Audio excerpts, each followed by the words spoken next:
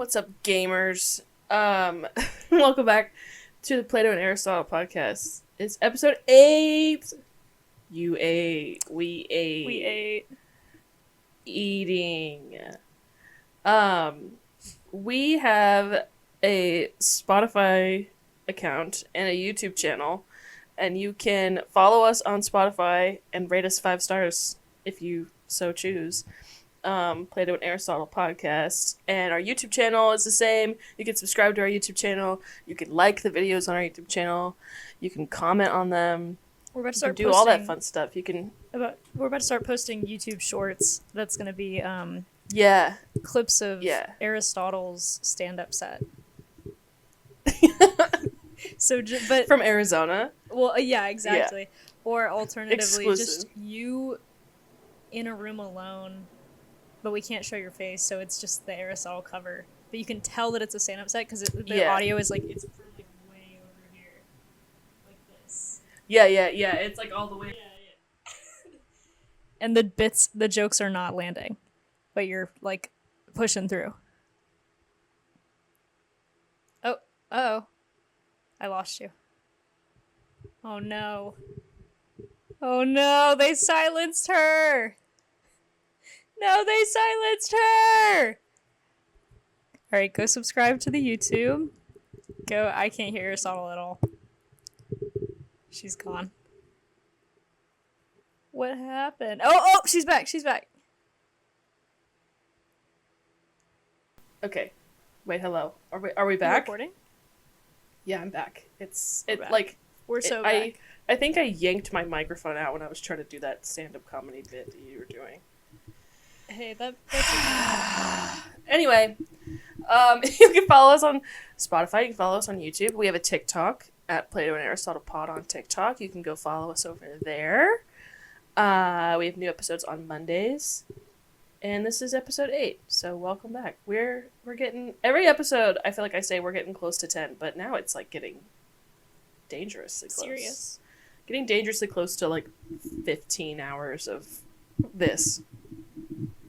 Which is crazy. What happens when we get to 10,000? What skill do we gain? 10,000 episodes? 10,000 hours of... Oh. You know what I mean? When we put in our 10,000 hours, because they say once you do that, then you achieve like whatever you are putting that effort into. What is that? Just yapping? Probably involuntary celibacy. Right.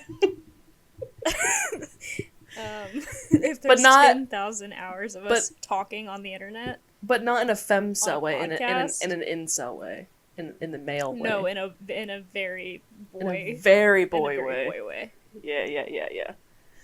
I'm always recording these with greasy hair. I feel like that adds to the incel. You know what's crazy is that I'm here. Always recording this right after I've showered. This way we're different. But to be fair though, you're living in a world that is 3 hours in the future than me. That's true. Yeah. So sometimes when we record this, it's like the afternoon for me. But right now, my hair is clean. Although you can't really tell because it looks really oily. But I washed it. Yeah, mine doesn't look great, but it's also fresh. So.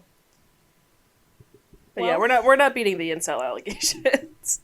The allegations just self-diagnosed. Yeah, but sometimes that's just like self-awareness though. Like you just This is true. Yeah. To be there. Right. Shout out also, I wanted to say real quick, shout out to Russia and New Zealand. We have some listeners now from Russia and New Zealand. We're gonna shout out Russia right now?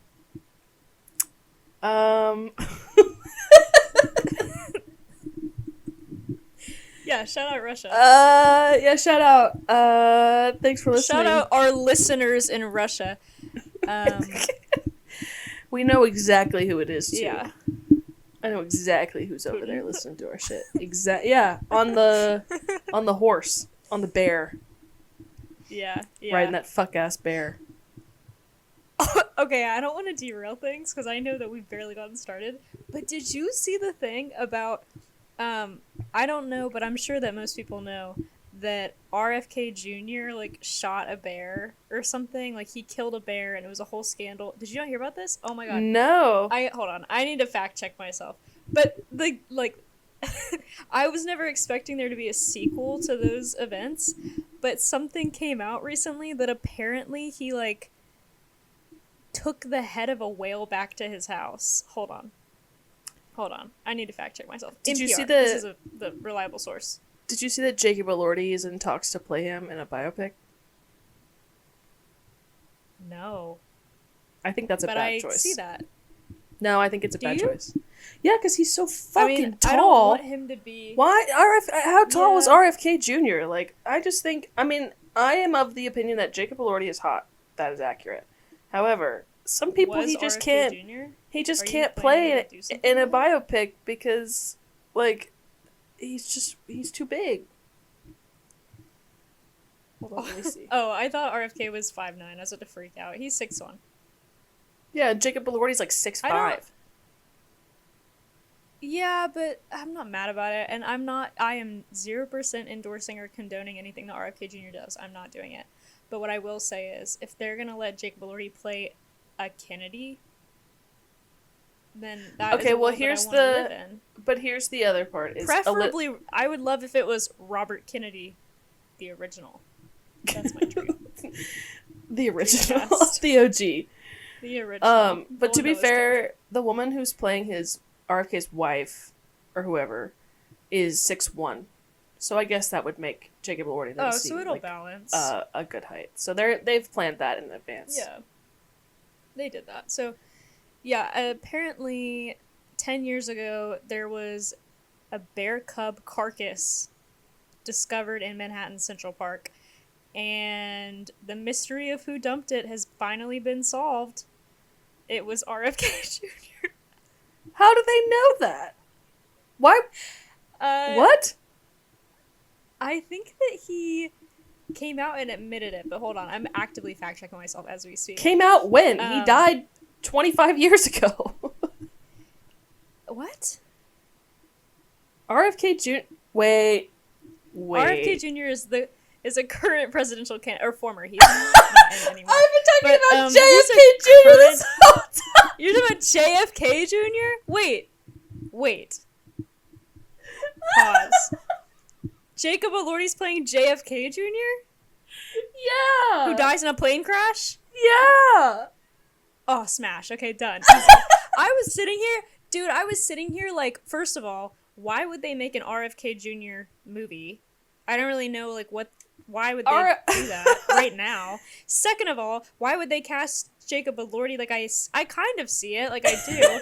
But third of all, why would Jacob Elordi take that on? RFK Jr. is not the most, like, admirable figure in this current moment.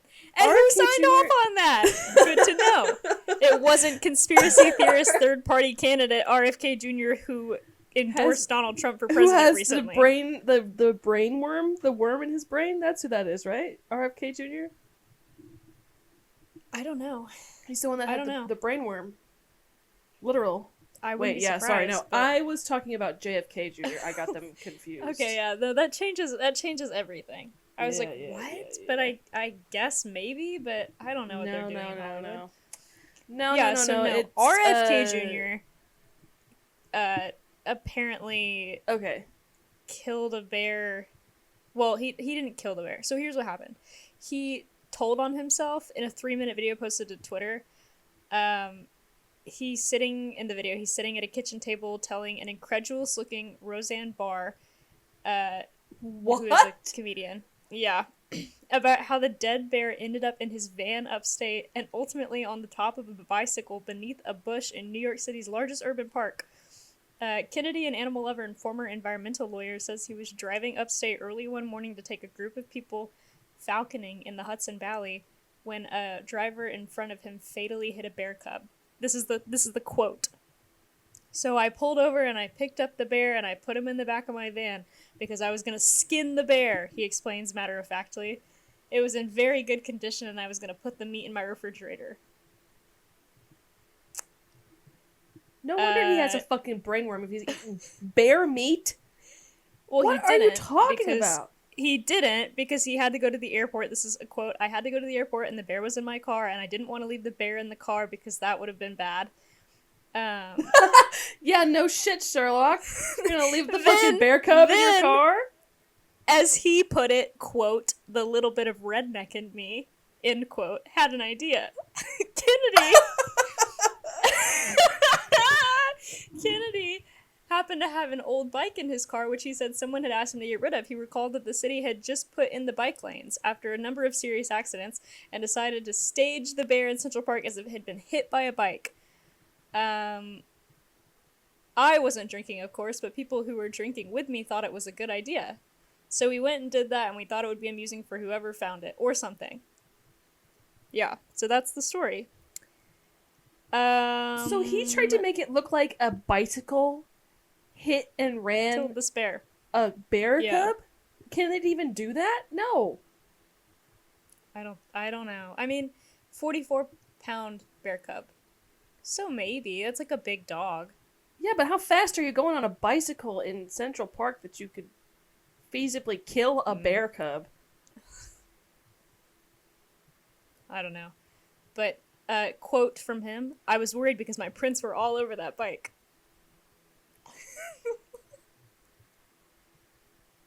But you're saying it, you just...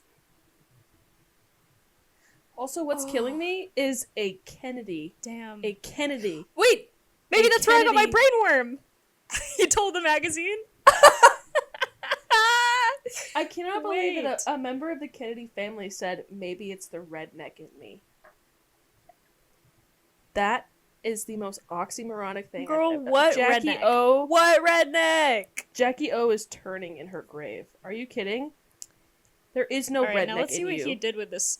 Let's see what he did with this whale. Maybe that was a fake story. The Kennedys are like the poster children for like Catholic Bostonian like bullshit New England. What are you talking about? The redneck in you. Also,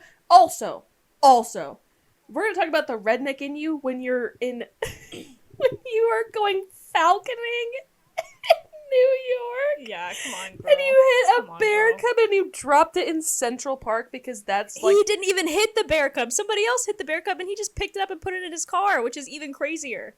That's even crazier to me. That you didn't even have anything to do with the crime, but you still chose to collect the body. Like, what the fuck is wrong with you? And to eat it! You wanted to eat it! He wanted to skin it and save the meat! What? There was another rumor that or actually, I don't know if it was a rumor or if it was, he said this and then came back and changed his statement, that he had eaten, like roasted dog, and then everybody was like, what? And he was like, actually, it was goat. Which I don't know if that I think we found out who's eating the dogs in Ohio. It's RFK Jr. Maybe. Well, so right now he's facing a federal investigation for beheading a whale. This is from September 15th in The Guardian, which, whatever. He is being investigated by federal authorities for collecting the head from a decapitated whale carcass. During a campaign event on Saturday for the Republican nominee Donald Trump in Glendale, Arizona, the former independent candidate said, quote, I received a letter from the National Marine Fisheries Institute saying that they were investigating me for collecting a whale specimen 20 years ago. This is all about the weaponization of our government against political opponents, end quote. Hey, are we sure? I don't... In Massachusetts, a beach in Massachusetts, who said this? Some woman said this. They're not telling me who. He ran down to the beach with a chainsaw, cut off the whale's head, and then bungee corded it to the roof of the family minivan for the 5-hour haul back to Mount Kisco, New York. His daughter is the one who said that, I guess. Every time we accelerated on the highway, whale juice would pour into the windows of the car.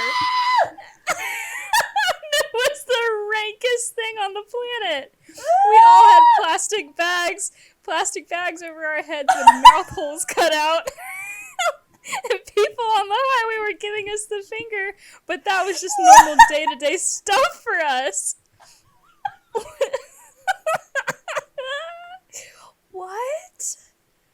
So, in a letter to the National Oceanic and Atmospheric Administration, the Center for Biological Diversity Action Fund said that Kennedy, quote, violated the Marine Mammal Protection Act and possibly the Endangered Species Act by illegally cutting the head off a dead whale in or around 1994 in I don't know, in Massachusetts, and bringing it to his New York house.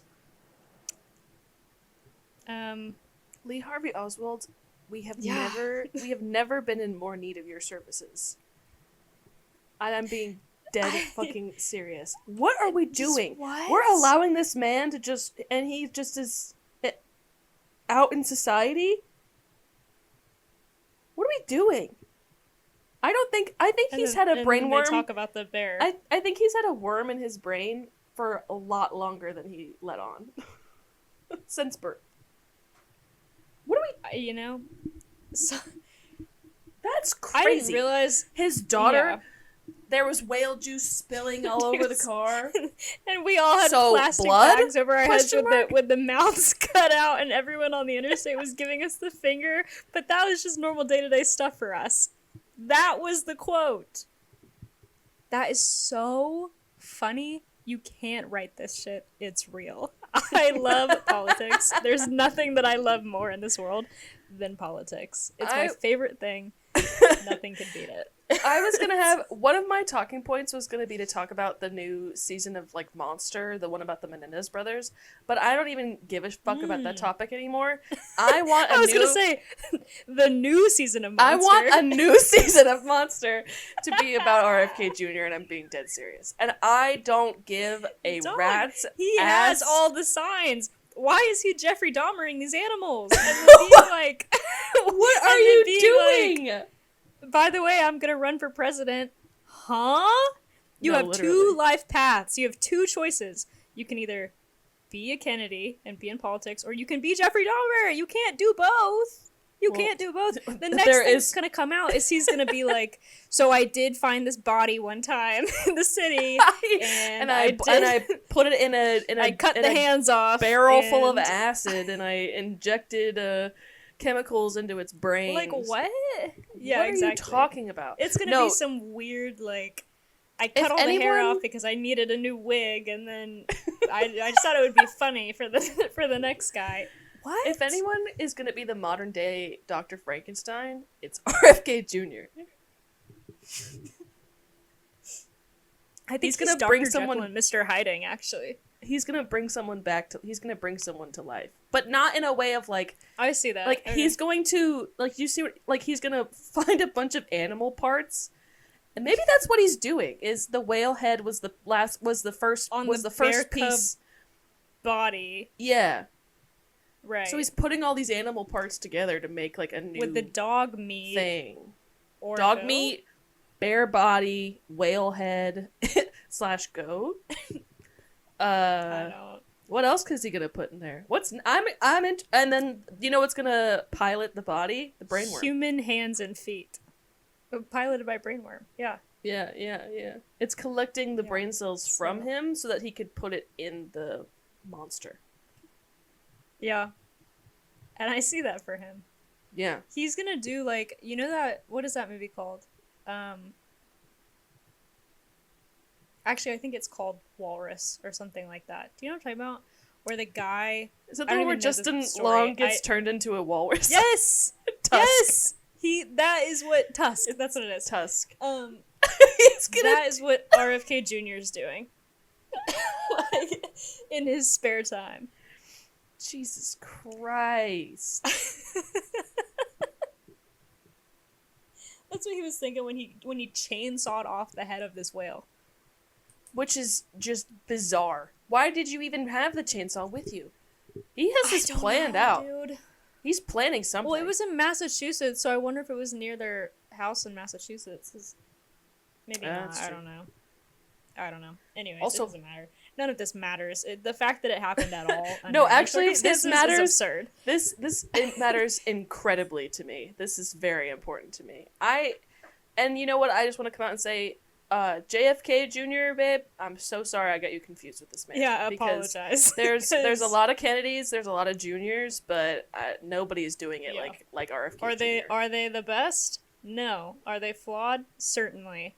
But Most- there is most something to say people- for it's entirely unfair to compare any Kennedy to RFK Jr. No, it really because that is another level of He's- psychosis. Like something. One of my favorite things to say, he is violently himself, and the emphasis is on violent because I was gonna say. he's committing some Certainly atrocities. That's crazy. That is so Yeah. bizarre. I'm like genuinely in shock.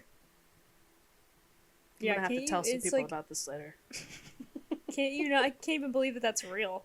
Like what? Also, that was the first time that I did any heavy reading about it. But which is saying something too about like not that I don't want to get on my political soapbox, but saying something about the state of politics that I've gotten all of that news in headline form and been like, oh, that's weird. Why did he do that? And then just kind of moved on. Like I was like, I'll glossed look at over this it? later.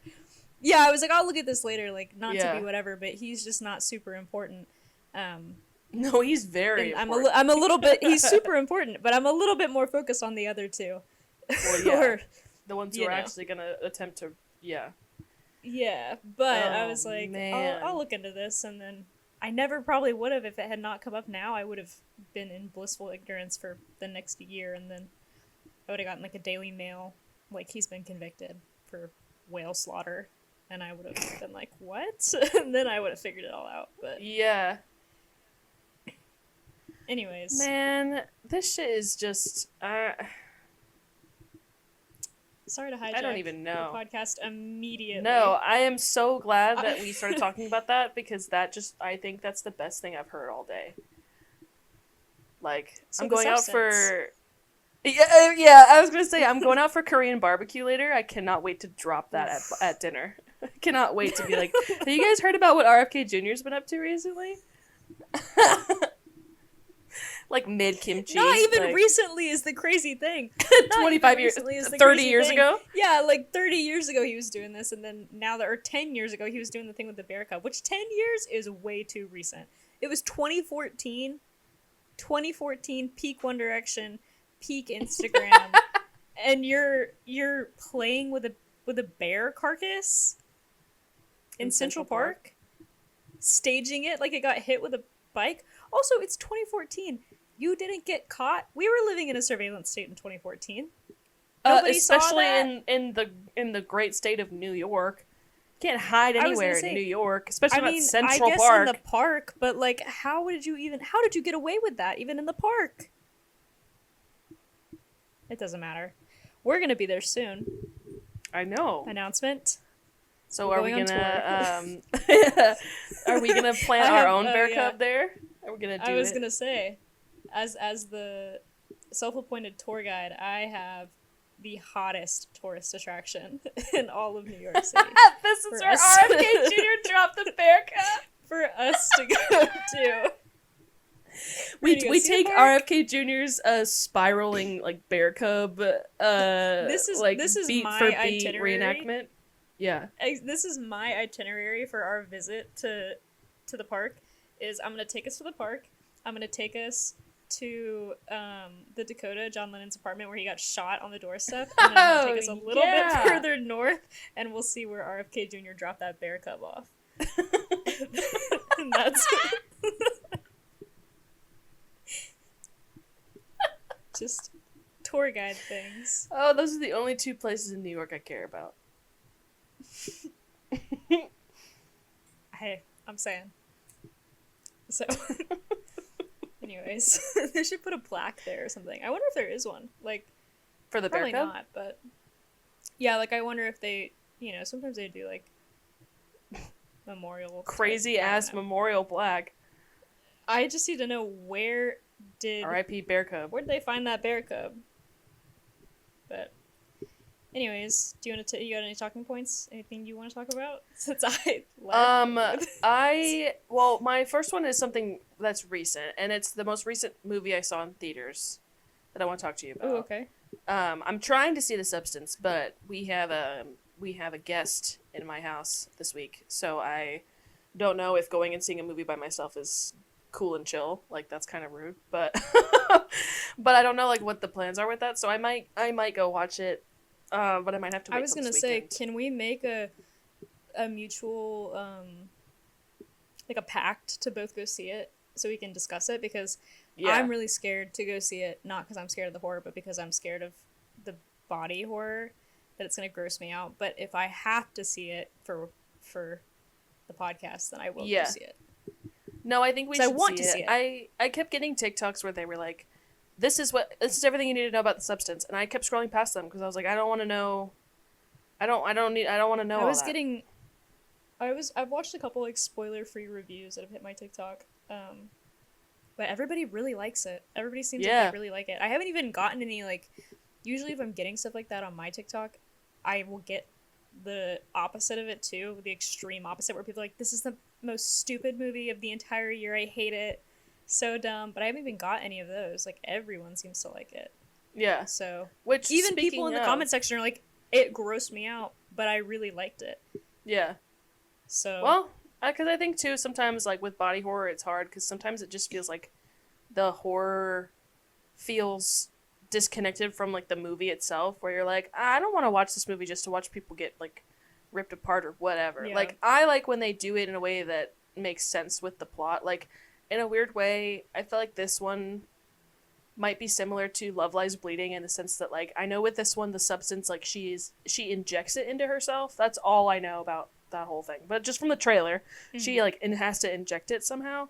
So I'm wondering if it's like kind of in a Love Lies Bleeding way where it's like you just get like really crazy hallucination type stuff where it doesn't feel like I'm watching this person get like ripped apart internally, but you can still get that vibe, but it's still kind of gross. Like, you know those scenes when she like would put the steroids in her foot in Love Lies Bleeding, and you were like, ugh, like you could see all the like gross, you know what I mean? So I'm like, maybe it'll be obviously more extreme than that because it's gonna be more extreme than that. But I'm wondering if it's like along that line of like it's narratively driven, so it's not like you're just watching it to just be like the whole point of this movie is to go ew.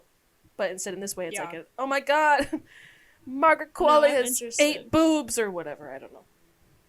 Because the only stuff I've seen, or like, not the only stuff I've seen, but like most of the stuff I've seen is people saying that the body horror is really unforgiving but purposeful. Like they were like, that's what I've seen. It's too, excessive and it's really heavy-handed and it's really like, this is the point that we're trying to make with the body horror. But nobody's complaining about it. Like, it's purposeful. Even though people are saying, even though it's people are saying that it is that way, they're not saying that it's like they're spoon feeding you the point that they're trying to make or whatever. It just is. So I think it'll be good. I did see too that like Demi Moore was like concerned about doing. I guess she has full frontal nudity in this, which is awesome. Yeah, I saw some of that. And she's like 60 or something, right? Yeah, and she was like, I don't know, and then Margaret Qualley had to do it too, and so she was like, okay, well then we can do it together. Which, if that was me, that would make me feel worse. I have to do full frontal nudity, but also the girl who's playing the younger, hotter version of me also has to do it too. So then, not only am I doing it, but now you have a younger body to compare my body to. What's up with that? And Demi Moore is gorgeous. Like, she's a very beautiful woman. Like, I'm sure she's gonna look great. But it's just like, that would not make me feel better. But maybe it's the bonding experience, I guess, of all that. But I did see a tweet too that was like, every time Margaret Qualley's in a freaky little movie, I raise my fist in the air in rage to Jack Antonoff. And I'm like, yeah. But you know what? I'm not mad about them being a couple. I really am not. Like, I think they're fine. I feel so indifferent, and I love the song Margaret, so honestly, shout out to the two of them, because without that, Margaret wouldn't exist, you know what I mean? And I saw it live. Sacrifices had to be made, so... Saw that song performed live. Did I cry? Yeah, I did. Anyway, so the movie that I want to talk about that I did see is the new Beetlejuice. You want to talk about? Tell me about that. You want to talk about the worst movie of the year? Beetlejuice. Really, Beetlejuice. that bad? I hated this movie more than Night Swim. We saw Night Swim together earlier this year. It's worse than Night Swim. You know how I have that ranked list? That's so weird. On my letterbox of all the movies I've seen in theaters, and then I rank them based off of their rating, not based off of because obviously some movies like Deadpool, I would probably put above certain ones, but because the movie itself wasn't fantastic, it's in the middle of my list. So it's they're ranked on my list based off of individually how I scored them. And Beetlejuice is the bottom one. For context too, the top one is the Iron Claw. So that's how you know the standard is the Iron Claw. And out of I think I've seen 30 movies in theaters this year, Beetlejuice is at the very bottom. So here's my question for awful. you. It sucked. Why is it I want to know point by point why is it so bad, but also just in the broader, why is it so bad? Because Jenna Ortega's in it, Winona Ryder's in it. Who else is in this movie that's a big deal and a good actor? Justin Theroux, Catherine O'Hara. Why would you do this project that is so god awful? Because at least Night Swim, God bless him, no one in that movie was anyone. It was No. Of course you did a horrible movie because you just are in a movie that had a theater release, which is a big deal. Because you're Kurt Russell's son. Even if the movie sucks. Yeah, even if the movie sucks, still. Big deal career-wise to be in a movie in theaters. Have you seen it? Have you seen Beetlejuice? Or you haven't watched it yet? The first one or the second one? Did you watch the new one? No. Now I'm definitely not going to. No, I would wait. I mean, if you really want to see it, if you want to watch it in a Madam Web way, then wait for it to come out on digital. But because I have the AMC stubs, shout out, we watched it basically not for free, but I wasn't paying an extra $20 to go watch it, and I'm so glad I didn't, because it's very rare for me to be in a movie theater and be bored. But I was bored as fuck during Beetlejuice. Yeah, there were multiple times where I'm sitting there, I'm I can't wait for this to be over. So the basic premise for it is that Winona Ryder's character has this estranged daughter, and her husband died, and so the daughter is all bent out of shape because Lydia sees ghosts, obviously, because of the first Beetlejuice movie. She can see ghosts. So Jenna Ortega is her daughter, and Jenna Ortega's whole character arc is that she hates her mom, which is classic Jenna Ortega.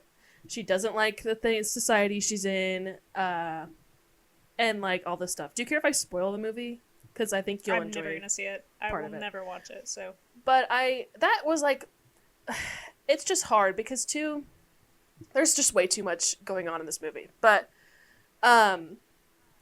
basically the whole thing is the dad from the first one, that actor, was found having a crap ton of child porn. So he has been blacklisted from the industry, the actor. So the character they have get eaten by a shark and dies. And so that's the drawing point of the whole movie, is that the family comes back together for his funeral. So point A is Jenna Ortega plays the same character that she plays in every piece of media she's in. Point B is the running plot of this movie is based around the fact that you didn't just recast that actor. You killed him off in a horrific way because he's a terrible person, but then remind us the entire time of why you killed him off. It's a running joke in the movie that he's dead, which I don't think is good foundation for making a comedy. It's oh, haha, yeah, they killed that actor because he had child porn. What? Why? Why would you make that choice? Doesn't that just seems weird to me? If you want to even make a joke off it, I think the joke make one. Oh yeah, by the way, he got eaten by a shark is the joke in and of itself, and just glancing oh, that's why he's not here, and move on. And it's no, they had a full animated, but, a full stop motion animation sequence of him getting eaten by the shark and dying in a plane crash, and they go to his funeral. For that? Yeah, exactly. It felt like in French Dispatch where it just cuts to animation randomly, and you're like, "What the fuck?" And they don't do it again. That's what it felt like. They literally. Love it though. I hated this fucking movie, dude. Who directed this movie? Tim Burton, right? Was it not Burton. Tim Burton? Is that? Yeah, and he wrote it too. Right? He wrote it too. Tim. So those are my first 2 points, right? Is that Jenna Ortega is the same character, so you don't get anything new from her in this movie. The way that they have her arc placed too is she hates her mom. She meets this boy who turns out to be a ghost, a la Tate Langdon. Okay, he killed his parents. That's kind of sexy though. Well, hold on. He sabotages her, so he gets her to trade her life for his because she wants to see her dad, right? So her dad's a ghost. She wants to see her dad. Right. She wants to see her dad. He's dead, so he's like, "I can take you," and then they end up like switching souls. She wants to see her dad. Yeah. Wait. She like he tells her like, "I can take you to the shark to dad? the." No. That's her grandpa. This is Lydia's daughter. Okay, sorry. Yeah, that's her Right. grandpa. No, you're fine. Okay. But that's also what's funny, right? Is she doesn't want to see her grandpa. She wants to see her dad. It's like, your grandpa just died too, but okay. Because they, whatever. So, this is the part of the movie where I was like, okay, little Tate moment. Okay, he killed his parents. Okay, he's wearing a red flannel in this Who's attic. the actor? And he's Is he from the 90s? I have no sexy? idea. Not really. He looks like a He's teenage not boy. sexy? No. Oh. He just is giving like angsty teen boy to Ew. me. But Why did they do that? the way they go about ending that plot line that's like takes up maybe 10 minutes of the movie is Beetlejuice just like instantly kills him. There's no like What? oh my god, let me come save like Lydia tries to save her and then Beetlejuice just kills him and then they just move on to another part of the movie. Like, I'm telling you, now. I'm trying to be the most, like, cohesive about this plot, but I even can feel myself sounding like I'm all over the place, but that's how this movie was written, is it's, like, there's, like, 10 different plot lines.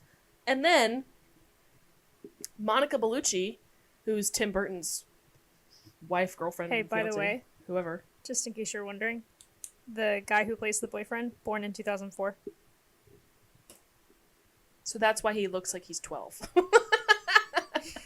He doesn't look like he's 12. Also, he is grown, you are Jenna Ortega's love interest in a movie, and you were born in 2004. Like, not and that we're she's way older than that because we aren't, but that's still a little bit jarring. Yeah, exactly. And like, so Monica Bellucci's character is the one with all the stitches in her face, like the nails in her face that you've seen all over TikTok, I'm sure. Who's like Beetlejuice's estranged ex-wife.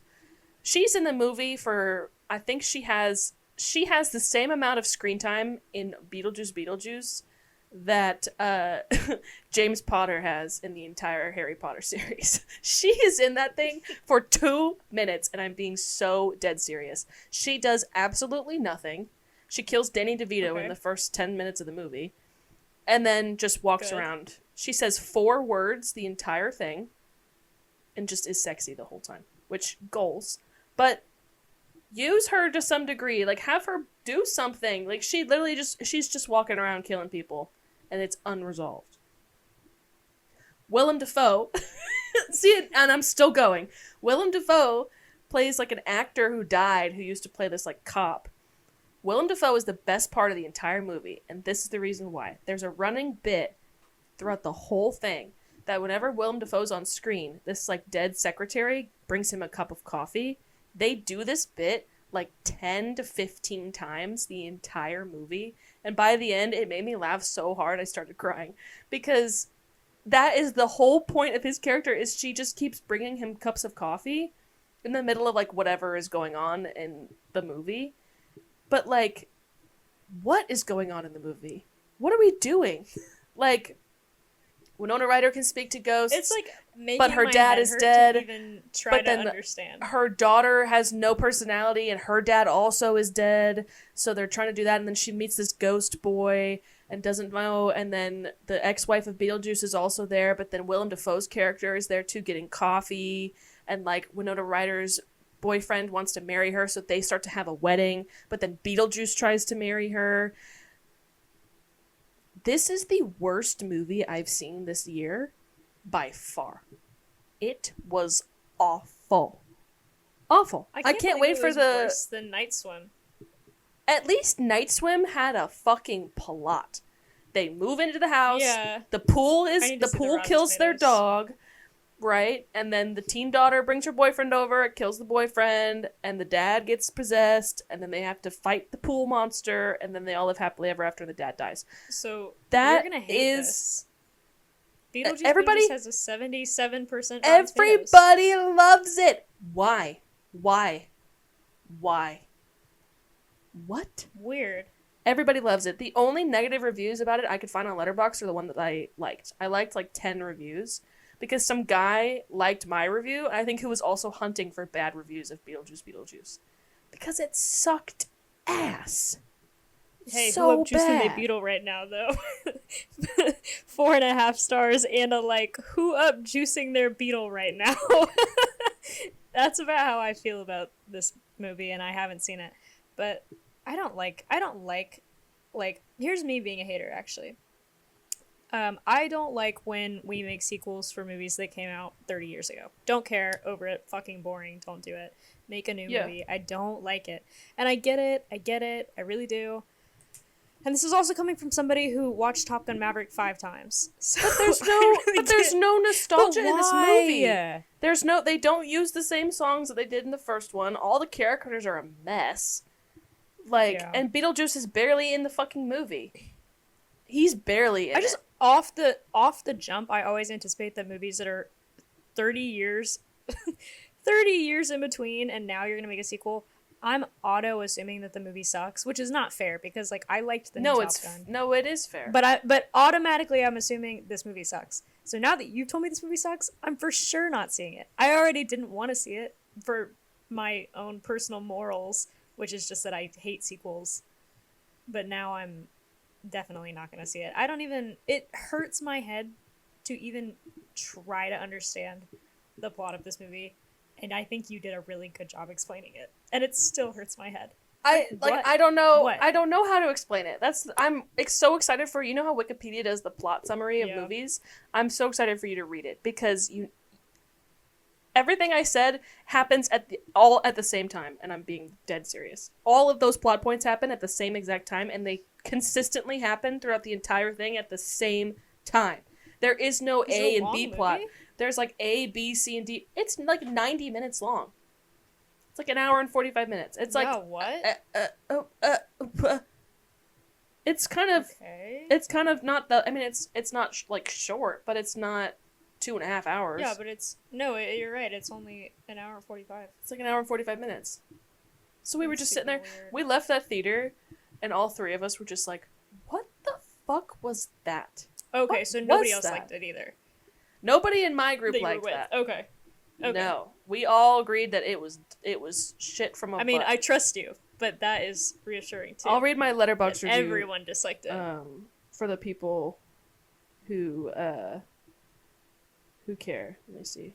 Where is it? I just watched it. My Letterboxd review was, "This was shit from a butt. Why was Tate Langdon here? The secretary constantly bringing Willem Dafoe coffee was the best bit in the entire movie," which it was.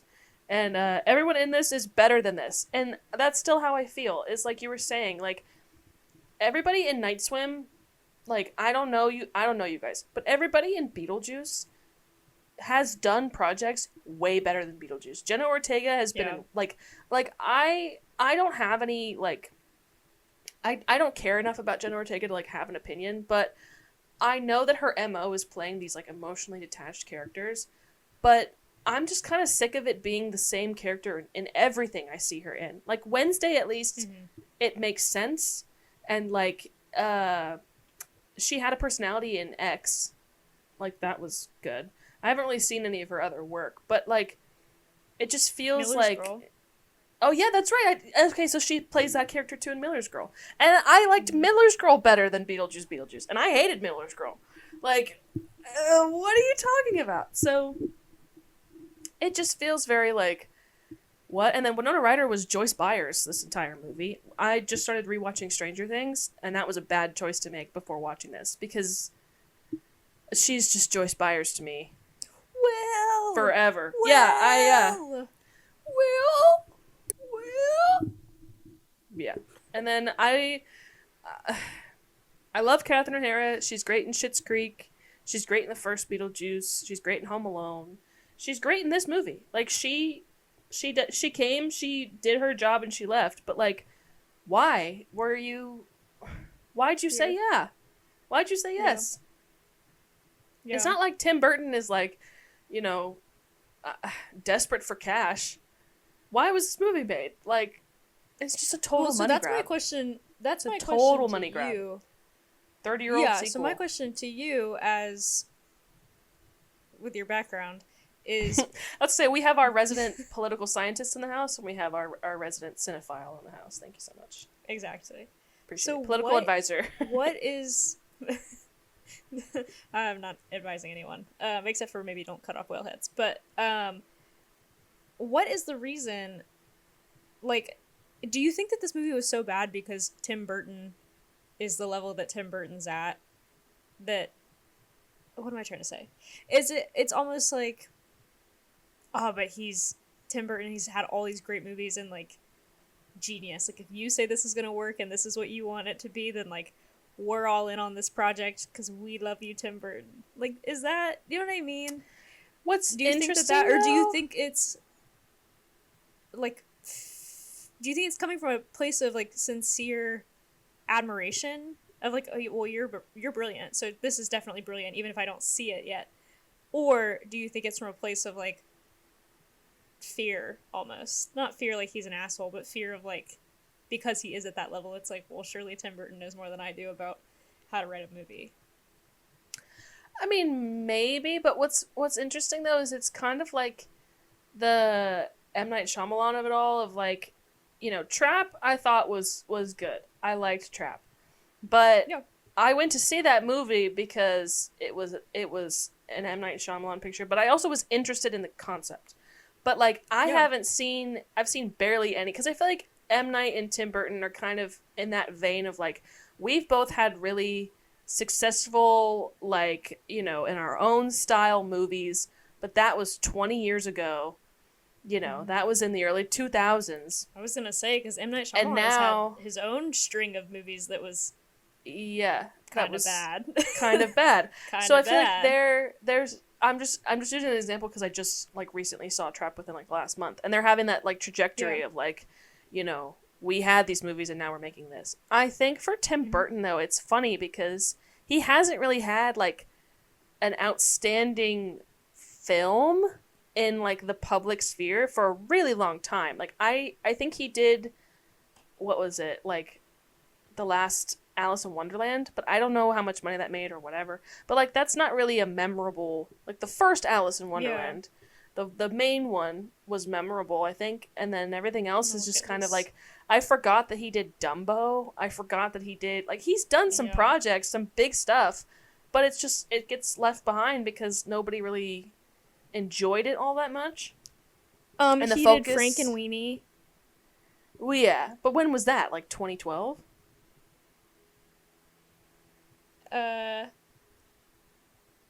1984, and that's the short. Yeah, so that was 12 years ago. Full one. So it's like, yeah, he did Dark Shadows. He did Batman. Yeah, I did just watch the, but Batman. He did Batman, and he did Batman. But all these Returns. He did Planet of the Apes. But those movies are over 15 years old. Like the ones from the early 2000s. Yeah. I mean, Dark Shadows was what, 2012, or like 2011 or something crazy. He did Big Eyes in 2014. I don't even know that. With Amy Adams, I think. But to that point, though, with this movie, I think, honestly, the studio obviously picked it up because they thought this will make money because it's a sequel to a 30-year-old movie that everybody loves. And what I want to know, though, is, did the studio tell him, like, if you make a second Beetlejuice, we will give you X amount of money? and then you can funnel that into a different project. Like, you know, like Wednesday was so successful, I don't think they need any more money for that show. But I wonder if he has a project coming up later that he wanted to use this money for, to be back in good graces with Warner Brothers or whatever. Because this movie feels like it was written by AI. I mean, it just doesn't have that, like, Tim Burton tone of, like, it's funny and it's a little bit dark. Like, this was just a shit from a butt. Like, at least Dark Shadows had, like, a one plot line, which was, you know, the vampire comes back from being buried, and he has to figure out society and help his family and take down the witch that killed him. Like, that is the plot of Dark Shadows. There's all these other characters, and they all have things going on, but, like, that's the main plot. For Beetlejuice, I don't know what the main plot is. Is it Jenna Ortega's? Is it Winona Ryder's? I have no idea. Like, there's just too much going on. So I think it genuinely feels like it was just a movie that they, like, begged him to make. And he said, like, let me write this, you know, in between takes of Wednesday, and then submit it. And we filmed it in, like, 2 months when everybody had time. It just was very disorganized. But I think you're right, though. I think for these actors, it was probably like, yeah, I'll do Tim Burton a favor because I'll make a lot of money off of this, and then later, you know, he can put me in another project. I know for sure that's what Jenna Ortega did, because she's doing Wednesday with him. So she's probably like, oh, I'll be in his next movie, so I'll do Beetlejuice, why not? Like, it's not any, it's just water off my back, you know? But it's just so sad, because it's like, Tim Burton has a really good reputation of making these really stylistically awesome movies, where they're like, you can tell it's a Tim Burton movie. And it was so bad. It was so bad. It's like the aesthetic couldn't even save it. It felt like how I felt. I liked Asteroid City more, but it felt the same where, like, Wes Anderson's style did not save this movie for me. Like, Asteroid City was just another movie that had way too much going on. It was so hard to follow. And I was like, it's not even like, yeah, it's a Wes Anderson. Or this one, like, yeah, it's a Tim Burton movie. It's like, no, this was just bad writing. It was bad. It was bad. I know I was excited about watching it. I thought it was going to be good. And, like, I like the first Beetlejuice, and I love the humor of the like, how they bring the dead into the living and all that. But in this movie, it's like, her dad, by the way, this is a part of the movie that actually upset me, was her dad is, like, an environmental, she says he's into hopeless causes. Whatever that means. Her dad, like, fights for environmental rights, basically. And so her dad was in the Amazon, not researching spiders, but was attacked by piranhas and eaten alive. And that's how he died. And the way they reveal that is he works at the counter in the afterlife, to, like, the train station counter. Mm-hmm. And my sister and I were talking about this, and I said, wasn't the joke in the first movie that Miss Argentina works at the counter because she killed herself? Because that's the whole bit, is that if you kill yourself, you're, like, indentured servitude. Like, you have to serve the afterlife people because you made that choice. Like, that's the bit of Beetlejuice, was those workers, like, put themselves in that situation, basically. But he's working there because he got eaten alive by piranhas, and they're, like, actively biting him when she, like, goes to hug him. Just so you could make a joke about him being, like, for the environment. And then there's another joke where they go, it's a girl or whoever wearing a shirt that's, like, stop drilling, covered in oil. And they go, another protester.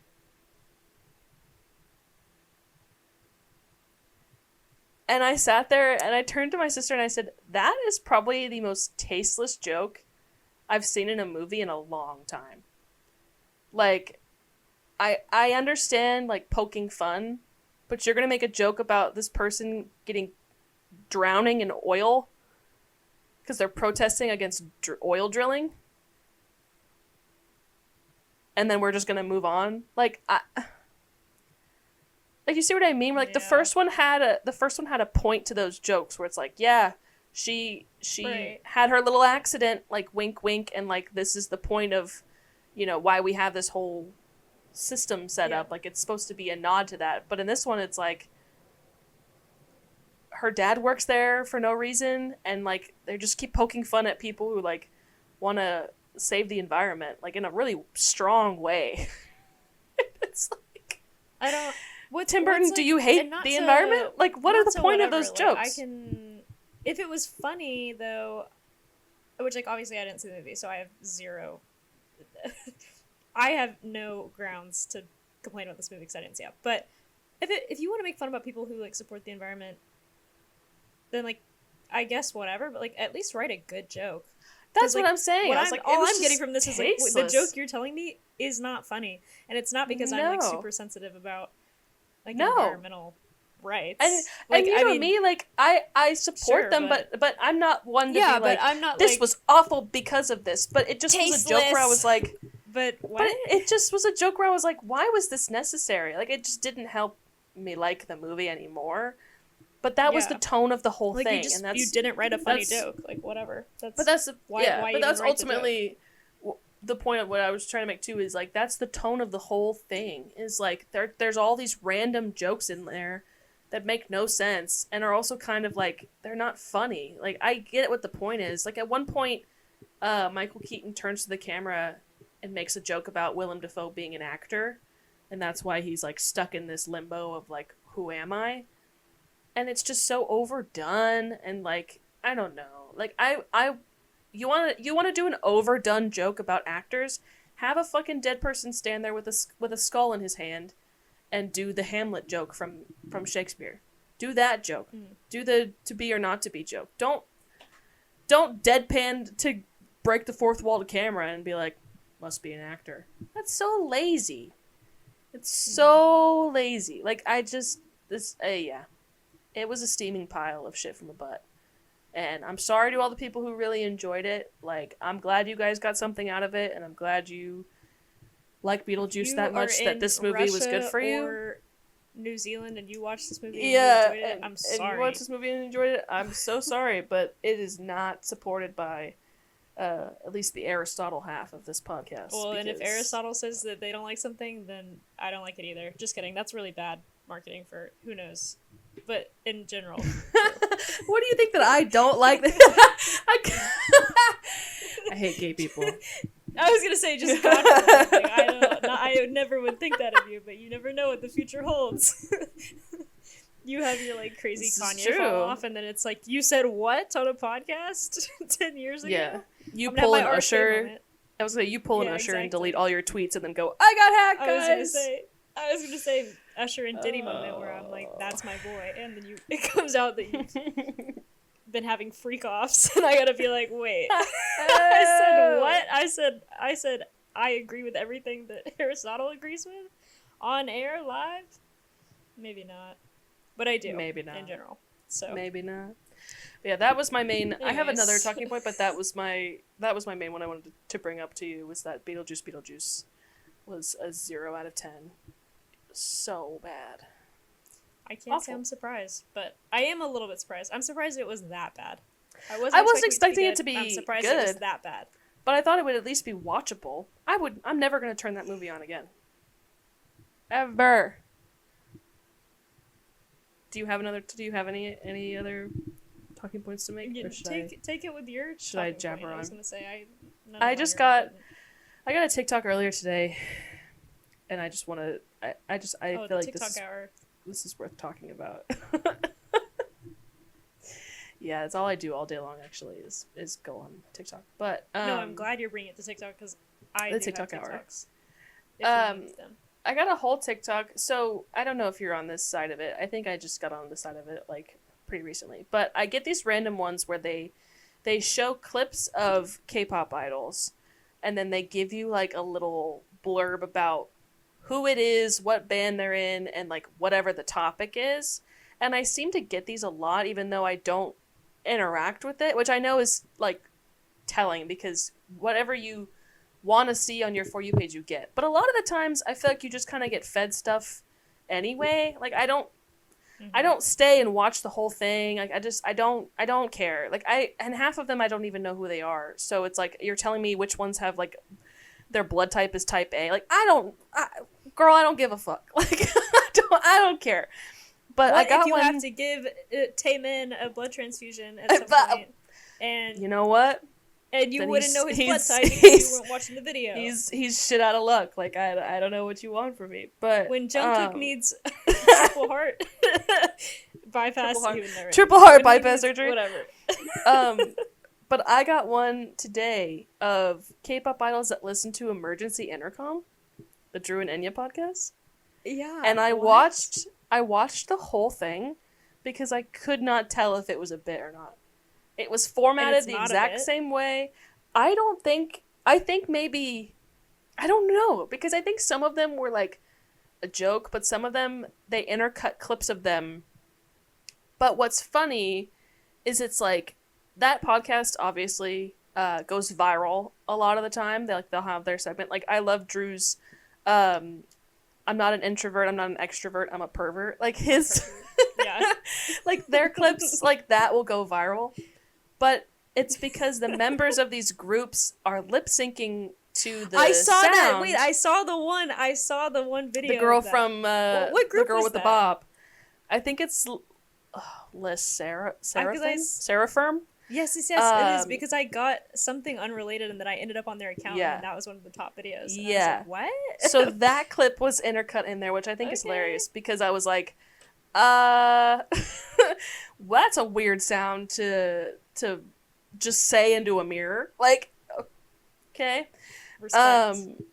So I just thought it was fucking hilarious. So they were cutting in those clips. So I think the person who had that account was confused on being a fan of that podcast and just lip syncing to the audio, because one of them was like, one of the members of NCT wants to shake ass with Drew, and they didn't put in any sort of like, where did you find this from? And it was just so funny. I just was like, I couldn't help. I watched the whole thing and I was just like, I don't know what is happening. Like, this is such a hyper specific. And then all the comments on it too were like, I think this was built for me. Like, this is totally like the intersection of whatever. Yeah. And I was just giggling. But I wanted to talk. I had to tell you about that because I thought it was so fucking funny that it was like K-pop idols that listen to and are fans of Emergency Intercom, the Drew and Enya podcast. I was like, jaw dropped. I was kind of excited to see who was going to pop up, even though I don't know half of those people. But I just was like, I can recognize the band names more than the people, so I'll know like if they're like super popular or not. I mean, half of them were from bands I've never even heard of. You never know when it's like, but you know, NCT and Blackpink and whatever, like different groups. BTS could be next. Like, they could be in there. What if you were watching it and then it was like, Yoongi, I thought that's what was gonna happen. I'd be like, what? Because you know how Jungkook danced to that Cody Ko song, the Bop It song. Yeah, you remember when that dropped? That was the closest. So I thought for sure I was like, got to. I thought for sure I was like, something's gonna. That was the closest that I ever got to. What am I trying to say? To K-pop idols that are fans of Emergency Intercom is definitely that would be in the dancing Jungkook to is a Bop fan It. of TMG podcast, and it's him dancing to Bop It, and I'd be like, yeah. How come they never canceled him for that? Yeah, right? Wasn't that the one where he was shirtless? Yeah. I mean, what? You're telling me you know that there's more than one out there? I mean. How come he never got canceled for dancing to a Cody Ko song? Cody Ko had not been canceled at the time, and now he's but he's canceled now. So I think that he's canceled now. Yeah, but that's true.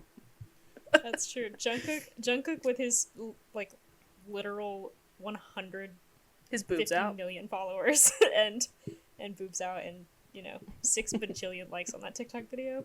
Why is it still up? Don't you know the niche internet drama? Don't you know that he's Hey, been canceled? Jungkook's like, I don't being even in know the who that military, is. being in the I don't military even know doesn't who that excuse is. you from knowing that Cody Ko just got canceled Yeah. off the internet. So It's not an excuse. maybe fix that. Did you see he posted on his social media the other day, like a Yeah, Cody he posted a Trains, running update. a running Yeah, update, I and did everybody see was that. like, "Girl, nobody gives a fuck about that." No, it was crazy. Did you see So it in funny. I got it via the clip from I got it from H3. yeah, H3's podcast. I was watching. Yeah. I got it from No, the you're clip from good. H3's podcast where it was I like got the he same just one. posted. And I was like, what? Yeah, and is it Ela? Is that the name of Ethan's wife? Or I think so. I like how they structured it because Ela goes, breaking news. Like that's how they that's how whoever I don't know I know the girl, one of the younger girls for H3's name's I know what her name is, but I don't know the name of the other guy. Her name is Olivia, but I don't know the name of the other guy. But I only know Ethan and Ethan and Ela. Is it Ela? Yeah. I think so. So I don't know who the other. They have a baby. Yeah, they have. I think they have 2 kids, but it doesn't matter. That's crazy. Anyways, but sorry, that was news to me. No, you're fine. I just was thinking. I'm like, I don't know why I know these things that don't matter. But anyway, he sent them the link. And Ela was like, breaking news, and then reads it, and then goes, that's not breaking news. All he did was post it. He's just running. And I thought it was so funny. I was like, yeah. Why did we phrase that like it was breaking news? He's kind of, like, I don't want to talk about his cancellation. I mean, we can. No, we don't have to. But I don't want to dwell on it. All I'll say is, as former fans, yeah, it's just a crazy time right now. It is a crazy time. And the way that he's handling it is like he's like on the macro scale of what he's going through and how he's handling it is Army Hammer. It's the only way I can think to describe it. Like, and it's not the same, I don't think. Like, Army Hammer was like being super physically abusive and like whatever. What Cody did is also not good. But I think it's a different situation. Both are bad. But isn't that like the influencer versus A-list? But it's the same thing. I feel like it's the same. Unless Armie Hammer went off the deep end and I never heard about it. Because I feel like Armie Hammer got canceled for like being a cannibal, and then it was like, oh, not only did he send those weird cannibal DMs, but he actually was really physically abusive to these women, and they came out and were like not that the cannibal thing wasn't concerning, because it was, but like less sensational stories that were like, no, like in a very real way he was an abusive person to me. And Cody Ko, I think like he's doing the same thing in terms of like, I'm just gonna keep chilling, I'm not working like at all. I was gonna say, I think he like Armie made Hammer, it, but he just like went off the map. I think he made it worse for himself by not saying anything. I know we've talked about this before, but like I totally am still of the mindset of like, if you had, this is again where it's like 2 nobodies talking about fame, where it's like, come to us for all of your entertainment. No, I was gonna say this is the Chapel needs. Management counseling hour. Yeah, exactly. Our managers are back in social action. media manager. Let me take off my I'm taking off the political advisor hat. I'm taking off the cinephile hat. I'm taking off the fucking dumbass hat. This is the really comedian hat, serious. and then I'm putting back on the Chapel Roan Entertainment lawyer manager hat.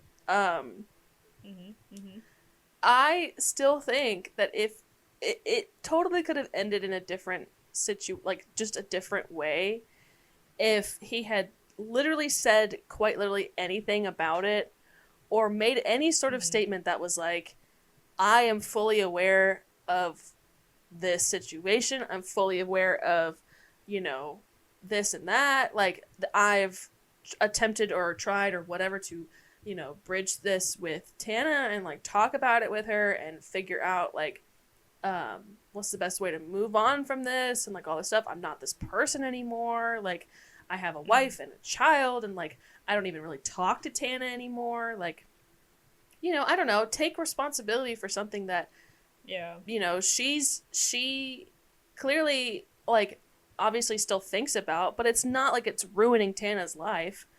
So Yeah. there was room there for him to come in and be like, you know, all this stuff. But he chose to just do nothing. And I think it's so disappointing because it's like you had the situation where, you know, she clearly wasn't broken up about it, and then people were so brutal online that she had to then open up Yeah. about it. And, you know, Yeah. Tana's no stranger to the internet knowing her business, but like I don't think this was something she ever intended to like have happen ad nauseum and then lead to lead to his disgrace off of the internet. But Yeah. that's all I have to say honestly about it. Is it just it's and now it's like disheartening to see him post and see him try to act like everything's normal and see him do these DJ sets, and it's like, you know what, I am, you know, I still think that you were one of the funniest people on YouTube, and you know, it just sucks that like you don't even get to walk away with it with your head held high. Like I still see you as just somebody who didn't care enough about their like the public's opinion of you to change it. You just decided to let them run over you, I agree. and then now you're just there. I think like no, I agree. I think like it's the weirdest shift in like my perception of him in the last couple months because, well, first of all,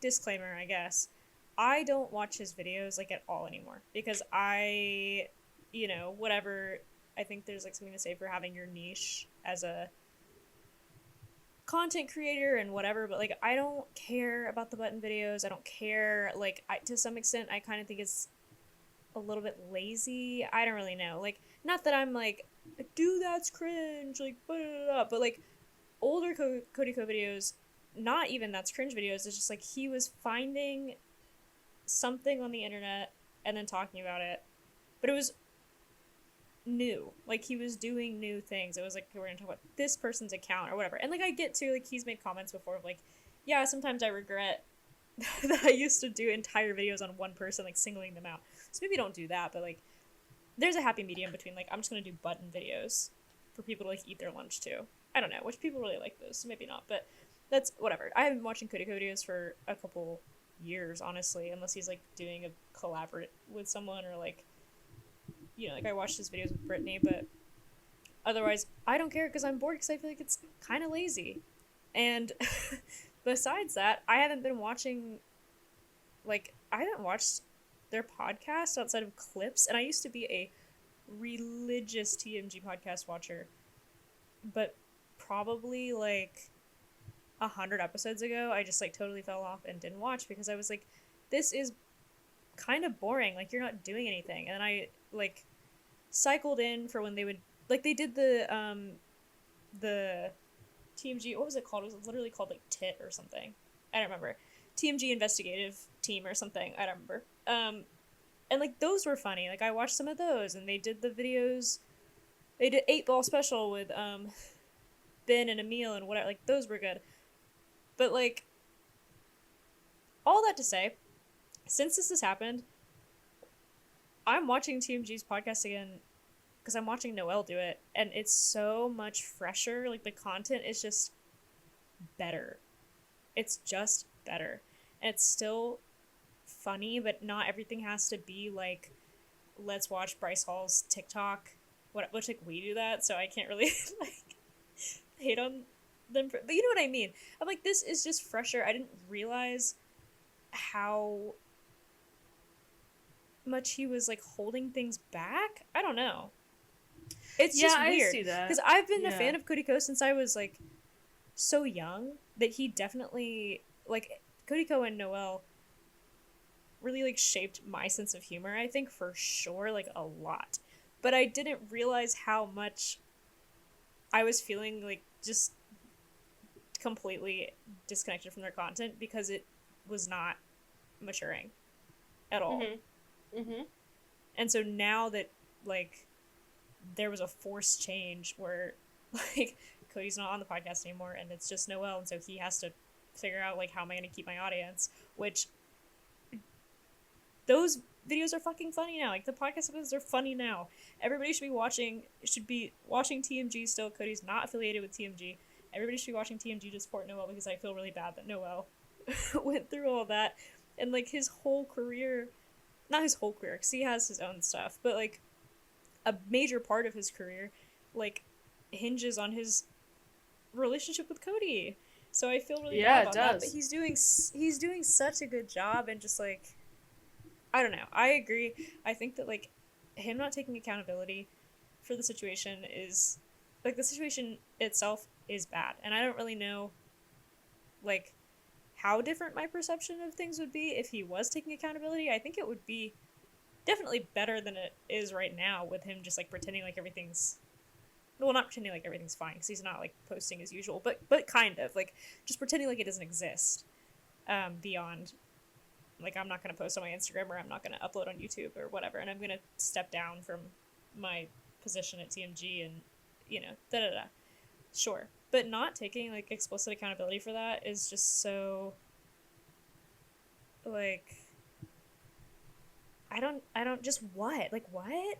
Like from a fan perspective, it's disappointing, but from the Chapel Roan social media influencer, lawyer, personal counsel perspective, it's just confusing to me. Like I don't, from a business perspective, I don't understand why you would make that decision. And like I think that sometimes stuff happens online that I think you can get away with not saying anything and it'll kind of dissipate, but like the scale of this scandal is, the scale and also the actual content is so much bigger than just like, I don't know, this is a bad example, but like if he had a bad tweet from like, you know, 10 years ago, like obviously if you have like a Brooke Schofield situation where it's like you have a plethora of bad tweets,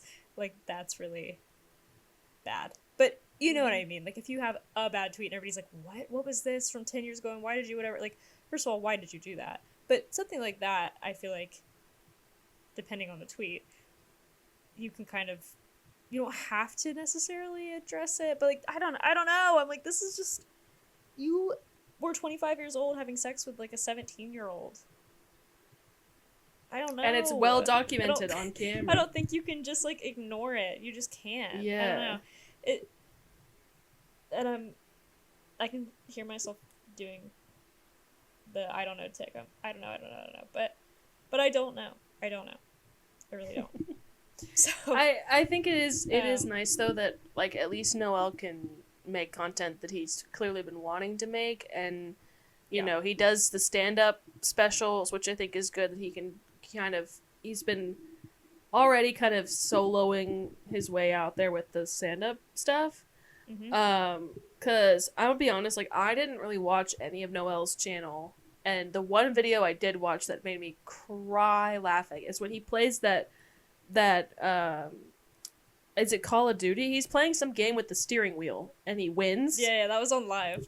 That is like, that whole on video Twitch, clip was so funny. So like there are like moments with Noel where it's like, you know, he'll have like a really viral like funny moment that I'll go and I'll watch it and enjoy. I'm not a Noel anti, but it is nice to see him though like actually now have content that's like, for me at least, like I'm more willing to tune into his stuff, because I feel the same way too about Cody's old stuff. It's like, yeah, your old stuff was funny, but if I want to watch someone, like if I'm gonna watch someone do this sort of commentary style YouTube video, I'm gonna watch Curtis Connor. Like I'm watching Danny, I'm watching Drew. Yeah, like, I was gonna say that's definitely the thing now. Like I'm not watching Cody's anymore because it just feels so lazy. And like I love his video editor.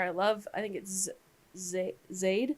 I follow him on TikTok. Like his editing of those videos the editing is funny. Like when I but see the video clips, itself, the clips are funny, but the editing is the whole funny, thing is it's like video.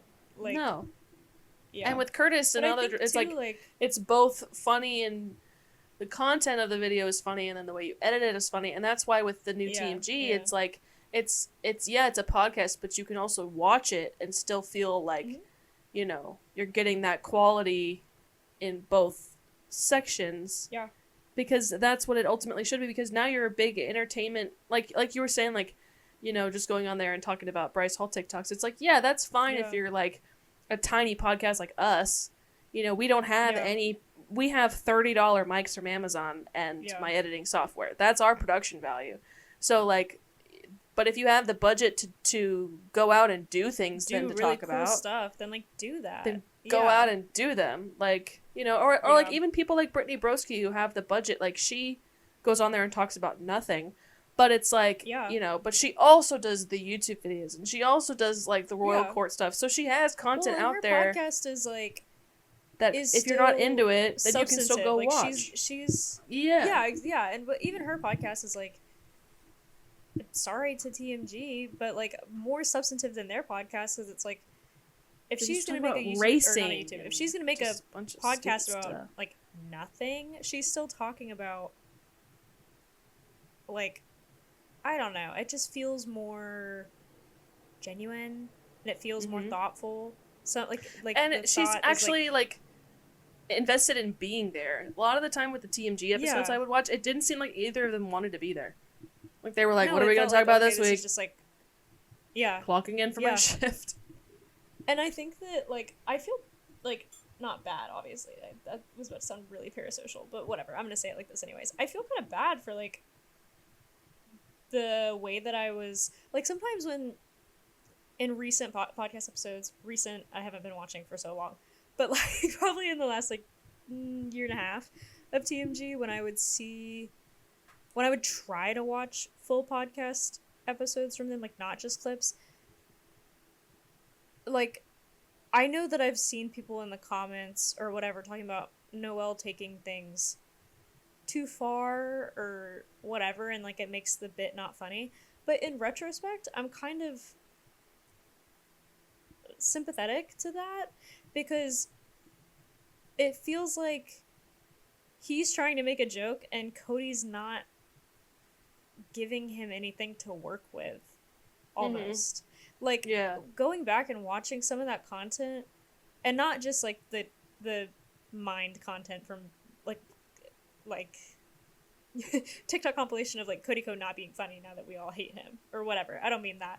I mean genuinely going back and like organically watching some of that content and just like, he's not really, a lot of times Noelle is really shouldering the weight of the bit and just the like bringing anything to the table at all to talk about, and like Cody's just kind of sitting there being like, yeah, or laughing at a joke that and Noelle laughing made. Which, I mean, it's a podcast, I get it, and you're not always gonna have stuff to talk about, but like, at least act like you want to be there. I don't know, but also at the same time, you're a comedian, that is your job. So why are you not... You're not even trying a lot of times. I don't know. And if you don't like the content you're making, then make something different. You have... It's not like you're stuck in an office and all you can do is like just type out reports all day long. Like, you're not... Nobody's forcing you to make this podcast. Like, do something else then if you... And that's what Noelle did, is he's like, well, we have a podcast, but I want to talk to other people and I want to interview people and I want to do it like this and each one can be different. Then do it like that. Like, it's a medium. And the it's episodes an art form. I've seen of that, changed it up. The episodes I've seen of that since Cody left have been so good. I think I watched like, I think I'm like 2 episodes behind or something, but I watched like, I don't know how many episodes are out right now, like 7 maybe, 7 or 8. But I watched the first like 5 that were out. I binged all of them at once because I was like, I don't remember. I needed brain rot content. But it wasn't brain rot content. It was actually good. I was like, the production is good. The conversations are good. It is funny. Like, what he's doing is funny. But not all of the episodes are like just mindless funny. I don't know. Yeah. It's genuine conversations. Like, he has the episode where he talks to the death doula woman, And like that parts of that episode were definitely funny, but also like it was more serious and it was a more involved conversation, and like he's just a good interviewer too, I think is part of it. To be honest, like he is just really good at talking to people and communicating that he cares about whatever it is that they're doing that he's interviewing them about, and just like asking thoughtful questions, like really good with follow-up questions, really good about being open about like his personal experiences, like with the death doula. He like they have a whole piece of that interview is him telling her about one of his friends from, I think, high school, he said, or college, who had died, and like the way that he was impacted by that, and like the long term, and how he feels like he's dealt with that situation. But that made sense for the context of the interview, which was like, how do you, as a death doula, you're helping the person who's dying, but also you're helping the people who are gonna have to go through the grief process. And it just was really thoughtful, and it was really refreshing to be like, oh, okay. I don't know. It was just such a breath of fresh air from all the content that I've seen from TMG, like as a collective, for the last couple years. That's why it sucked too that like Drew and Enya got picked up by them and then immediately left, because I love the episodes. I love the episodes. There's 2 of them, and the first one was when Drew and Enya came on just to talk to Noelle. I think this was when Cody was on his paternal leave. And then the second one is all 4 of them are there, but they're both so funny because Noelle knows how to talk to them, because it's like, you know, you can make the jokes about being old and whatever, but it's like, you know, it's an actual, like, you're talking to each other and you're having fun and you can banter, and like, I'm so sad that's taken away now. Like, top 10 K-pop idols that love Emergency Intercom, and I'm one of them, because I just think it's so funny. Yeah, Noelle's the other one. It's just, it's like we sneak in there. We're just both like added in, but yeah. So with that being said, like, there will be no higher form of content from us, though. We not right now. Our podcast is never going to be thoughtful. We take this on. No, it's on the road. Until we go sit and we have a bear seance, a bear and John Lennon seance in Central Park. Yeah, I'm gonna get RFK conjuring the spirit. Yeah, that'd be fun. But this is what we were saying from the first episode: is if we have guests, they have to be known as Socrates, because you can't know who it is. Yeah. Yeah. But that would be actually really funny if we said, RFK Jr., do you want to come on the Plato and Aristotle podcast? And he's like, well, I get to see your guys' faces, or like know who I'm talking to, and we're both like, no, it's an anonymous podcast. Because... And also, we're not going to announce that we have a podcast episode with you. You're also going to be anonymous. Yeah, you can't promote it. Don't promote it. But you can talk about like politics and like the bear and stuff, but like we're not going to tell everybody that it's you. No, so it's going to be kept under wraps, because we're not trying to have a digital footprint like that. That would be really, we're not. Genuinely so funny if our only guest was RFK Jr. But I have so many questions for him. I'm gonna Noelle Miller the shit out of you, RFK Jr. Please, RFK, if you're listening. RFK Jr., if you're listening. Because RFK is not. Please come on the podcast. Yeah. Anyway, shout out Noelle. And yeah, we love you, Noelle. That was I do love Noelle. I feel for him. I have like a renewed. I've always liked Noelle, but I think that because of my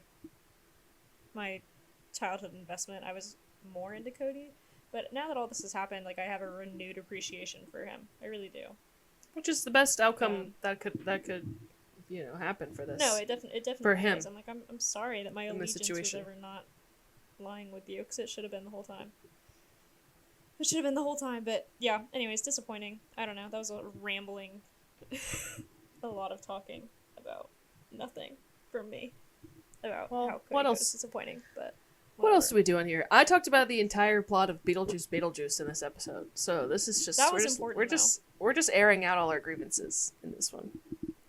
I think the title, though, I've been workshopping it. I think the title of this one should be RFK Jr., RFK Jr., RFK Jr.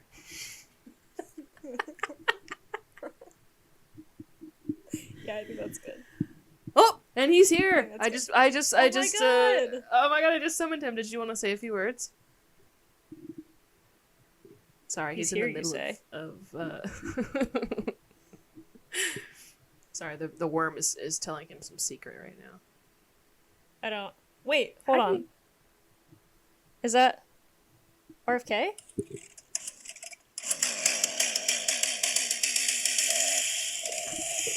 Wait, Wait! wait, what are you RFK, doing? no! Stop, RFK, no! Stop! No, stop! I don't want to drive home with the whale. Just No. stop! No, please! Wait, no, stop! Aw. Please, please! For the love of God, no! Oh, I should have double soundboarded it and got whale noises too. Oh God! I should have double soundboarded it and got whale noises. Stupid. Oh, he's right here. Well, That's what would have made that folks, movie better, but. Oh, put RFK Jr. in the next Beetlejuice sequel. Yeah, It's literally the only way. It's literally the only way that I'll go watch it is if he's in there. I actually don't even remember what this guy looks like. RFK Jr. Clearly not. You know, yeah, no, you know what he looks like. Oh wow. Does he look like Jacob Elordi to you? Because you know he's playing him in a movie. Apparently. I'm sorry. So I was just told. I'm sorry. Why is his occupation on Wikipedia conspiracy theorist? That's an occupation? It is for him. It says is an American politician, environmental lawyer, anti-vaccine activist, and conspiracy theorist. It sounds like it's his Instagram bio? Yeah. His Instagram bio. Member of the Kennedy family, Dad is the son of the U.S. Attorney General and Senator Robert F. Kennedy, nephew of President John F. Kennedy and Senator Ted Kennedy. See, my my man, your Instagram hot bio, uncle. if I was him, I was gonna say my Instagram bio, if I was him, would just be nephew of John F. Kennedy. Which he's. I don't know if the sound is gonna be awful if I do this, but he's there. You see him? Yeah, he's in a new frame. Yeah, he's in a new frame. I have an old JFK like campaign poster. Because I just think he's hot. I'm not endorsing his politics. I'm not making any comment, politically speaking. But what we can all agree on, nonpartisan, JFK was really, really steaming hot. So JFK was hot. JFK Jr. was hotter. Right across from my bed. And that is not a joke. Also, this is not important, but RFK Jr.'s mother's name was Ethel Kennedy. And that just is very... It's, she's still alive. Crosses all over my body. Exactly. I thought you were gonna start singing, Inbred. Wait. And that would have been a better fit, though. How many Kennedys have died in a plane crash? Too many. Ethel Kennedy's parents died in a plane crash, and then her nephew, JFK Jr., died in a plane crash. Mm-hmm. Famously. Man, I miss him. He's so sexy. What? Who's the new one? Jack. Jack Schlossberg. Yeah. Yeah. I don't get the appeal. I get it, but, like, he's too far removed. It's not doing anything You think? for me. Yeah, I think. He's too far removed. He's the,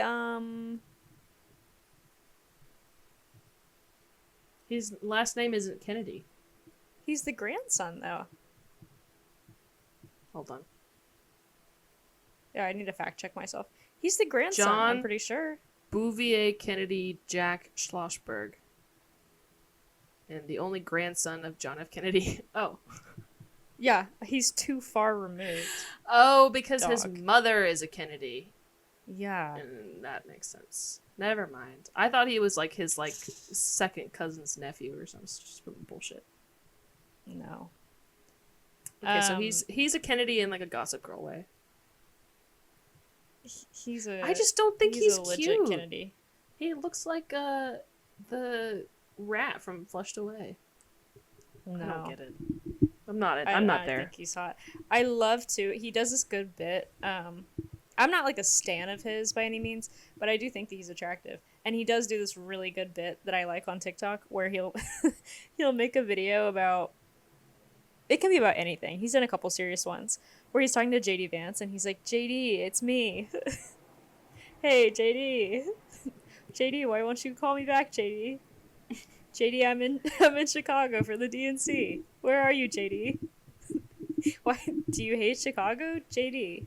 I'm just doing that bit, and it's so funny to me. But yeah, he's sexy. Like, why did they his pictures for Teen Vogue? Oof. I mean, yeah. Do you want to end it here? Yeah, let's wrap it. Okay. You go ahead. All right, guys. Thank you for listening. This has been episode 8. In 2 episodes, we'll be at episode 10. And in 7 episodes, we'll be at episode 15. And in 12 episodes, we'll be at episode 20, which is huge. 90, so thank you, 92 guys. episodes away from 100. So, keeping it up. Shout out to all of our international listeners. I am intrigued by you, to say the least. And follow us on TikTok at Plato and Aristotle Pod on TikTok. Yes, also, please. Email us at platoandaristotle@pod@gmail.com. And the YouTube is now up, thanks to Aristotle. That is Plato and Aristotle Pod on YouTube. On YouTube. And we're on Spotify as well. Plato and Aristotle. And give us a rating on YouTube, Spotify. TikTok. Subscribe. We're on everything. Follow. And share. Raya as well. Like. Raya. Tinder. Yep. Reddit. Somebody needs to start our Reddit thread. Please start one. It's not going to be me.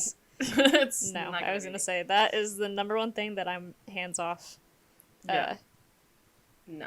Yeah. But thanks for listening, guys.